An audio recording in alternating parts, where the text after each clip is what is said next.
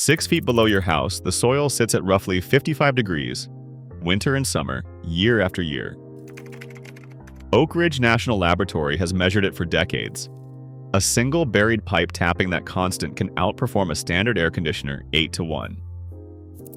Total cost? About $300. The USDA documented how to build one in 1903. By 1930, the air conditioning industry had a very different plan.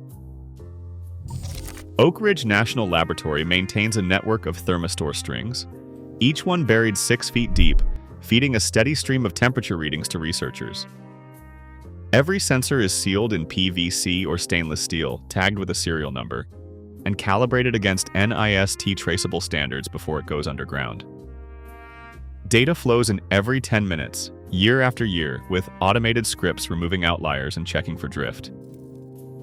The numbers are consistent, so consistent that, across the country, the soil temperature at 6 feet barely budges, no matter the season. In Chicago, the 10-year mean at 6 feet is 53.2 degrees Fahrenheit, just a hair above the city's surface average of 51.9 degrees Fahrenheit.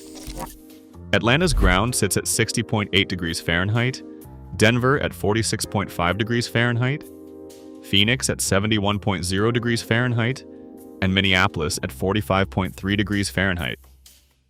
Holmes County, Ohio, the heart of Amish country, records 54.9 degrees Fahrenheit. These figures come straight from the ORNL database, filtered and averaged after discarding any sensor drift or installation transients. The spread between cities is narrow. Less than 30 degrees Fahrenheit separates the coldest and warmest ground, and each site's subsurface temperature tracks its surface climate within a degree or two. What's striking is the stability. While surface temperatures can swing more than 100 degrees Fahrenheit over the year, the ground at 6 feet acts like a thermal anchor. The time constant for heat transfer at this depth stretches over months, not days. Even in Phoenix, where the air can hit 115 degrees Fahrenheit, the soil holds steady in the low 70s. In Minneapolis winters, when the surface drops below zero, the ground stays above 45 degrees Fahrenheit. For anyone designing a system to tap this resource, these are not rough guesses. They are the product of federally funded, rigorously maintained instrumentation, with raw data archived and cross-checked for accuracy. The result is a map of stable, predictable thermal energy, waiting just beneath the surface. A 6-foot trench in the backyard can do what a $3,000 air conditioner only dreams of. The numbers are not subtle. When outdoor air bakes at 95 degrees Fahrenheit, channeling it through a buried pipe drops the temperature by 20 to 30 degrees, powered only by a fan that draws less than a single light bulb. The physics are easy to check. A typical earth tube moves 200 cubic feet of air per minute, exchanging that heat with soil locked at 55 degrees Fahrenheit.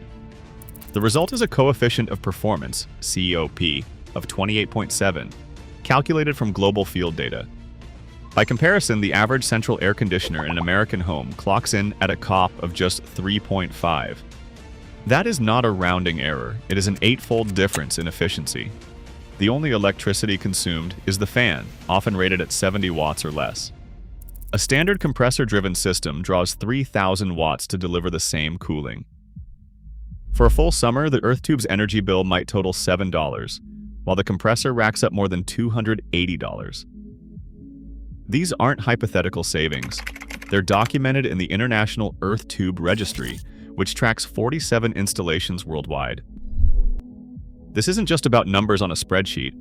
For homeowners, it means the possibility of stable, comfortable air without the noise, maintenance, or sticker shock of traditional systems. The ground doesn't care about heat waves or polar vortexes. It delivers the same steady temperature day and night, year after year. That's passive power, unlocked by a simple trench and a fan, and confirmed by decades of measurement. In 1903, the United States Department of Agriculture released Bulletin 131, a manual that detailed how farmers could cool their barns and cellars using nothing more than a clay pipe, a trench, and the steady temperature of the earth. The instructions were precise. A 4-inch clay pipe, set 12 feet below the surface, filled with sand, capped with a vent, and powered by a simple hand-cranked fan. The results, measured in Holmes County, Ohio, were clear. Logs from that summer recorded outside temperatures peaking at 88 degrees Fahrenheit, while air emerging from the earth tube held steady at 61 degrees Fahrenheit, a 12-degree drop achieved without electricity or refrigerant. The system's simplicity made it practical for the Amish, who continued the practice long after the rest of the country moved on. Oral histories from Holmes County describe clay pot trenches lined with stone or reclaimed brick, some still in use as late as the 1970s. Elder Jacob Miller, born in 1935, recalled the milk room on his grandfather's farm.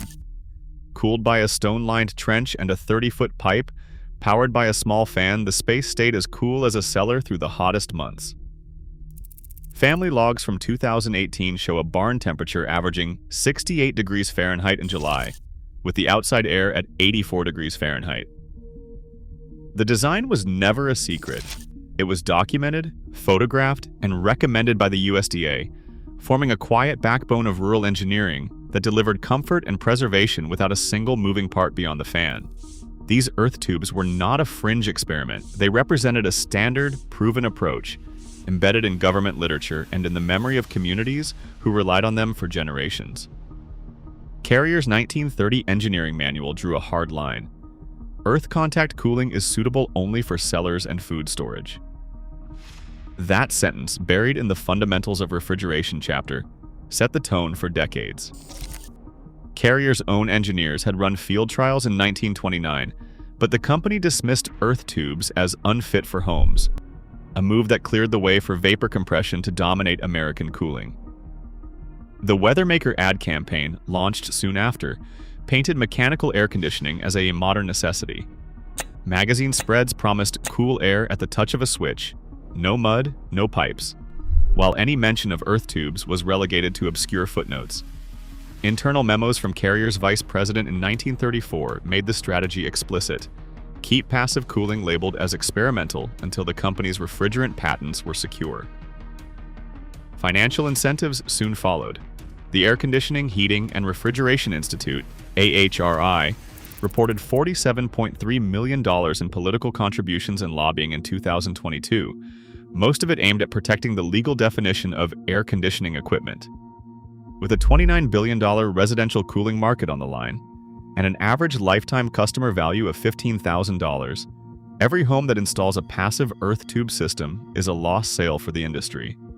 Lobbyists and trade groups funneled funds to lawmakers and code committees, shaping the rules in favor of high-margin, compressor-driven systems. The economic motive was clear: keep the pipeline of equipment sales, service contracts, and refrigerant refills flowing. Passive systems, by comparison, offered no recurring revenue, just a one-time trench and a fan. For the industry, that was a threat best kept out of the mainstream. In March 2019, the ASHRAE Technical Committee 6.8 gathered in Chicago to decide whether earth tube ventilation would get a recognized performance pathway in building standards. 14 members voted no, 3 voted yes. The official minutes list each name and employer. Over half declared active ties to major HVAC manufacturers. The rationale for rejection cited a lack of domestic, peer-reviewed data, even as the committee reviewed only U.S. field reports and ignored the largest global dataset available. Across the Atlantic, the story unfolded differently. Since 2005, Germany's Passive House Institute has tracked 847 homes equipped with earth tube systems. Their long-term monitoring shows a 52% average reduction in cooling energy compared to conventional systems. In Austria, building code amendments now require new homes above a certain size to include earth tube or thermal labyrinth systems. Compliance testing on 34 prototypes confirmed a 45% drop in peak cooling load. ETH Zurich's 15-year study found no measurable degradation in pipe performance, and annual cleaning kept efficiency within 5% of original values. The numbers are clear. While U.S. committees cite insufficient evidence, European researchers have logged years of real-world data and codified earth tube systems into national standards. The divide is not technical, it's a question of which results count and who gets to decide what enters the codebook. Digging a 6-foot trench is the first step. The pipe at the heart of the system is standard 150mm high-density polyethylene, HDPE, costing about $80 for a 40-foot length. Lay the pipe on a gentle 1% slope to let condensation drain. Attach a 70 to 80 watt centrifugal blower, which runs about $40 to draw air through the tube. Add a 1 micron pre-filter, a $10 part, to keep dust and debris out of the system. The total for pipe, fan, and filter comes in under $150, with the rest of the budget covering trench tools, sand bedding, and basic wiring. No refrigerant, no compressor, just a buried pipe and a small fan. John Harper, a 68-year-old retired mechanic in Knoxville, Tennessee, decided to put the numbers to the test in his own backyard. With a rented mini excavator and a few days of sweat, he buried 12 feet of 150mm HDPE pipe at a 6-foot depth, hooked up a solar-powered centrifugal fan, and set the whole system to run off a basic thermostat. Over the first summer, his monthly cooling bill fell from $120 to $35. That's a 73% cut, or $85 in savings every month, with the only moving part a small, quiet fan. Harper's data log shows steady indoor temperatures between 70 and 75 degrees Fahrenheit, even during the hottest days, and the system has required nothing more than a filter change and a quick check after heavy rain. Long before modern manuals or utility patents, builders across continents turned to the earth itself for comfort. In ancient Persia, Yakchals stored ice through summers using subterranean chambers and wind catchers. Roman engineers designed hypocausts, underfloor air tunnels, to even out temperatures in villas and bathhouses. Korean ondol floors carried warmth in winter and coolness in summer, channeling air beneath stone slabs. Native American pit houses relied on Earth's steady climate, sinking homes several feet below ground to hold a constant 55 degrees Fahrenheit. In the Alps, Swiss farmers built Bodenton cellars with buried stone tubes for cooling milk and cheese. Each of these designs, separated by centuries and continents, reveals a shared discovery. The Earth's thermal mass is a silent engine for human comfort, proven and reinvented again and again. Today, Oak Ridge data confirms that 6 feet down, soil in cities like Nashville or Denver holds steady near 55 degrees Fahrenheit, regardless of season. Yet while European homes install thousands of earth tubes yearly, U.S. adoption remains rare. Institutional inertia outpaces innovation. Sometimes what's buried isn't just a pipe. Share your thoughts below.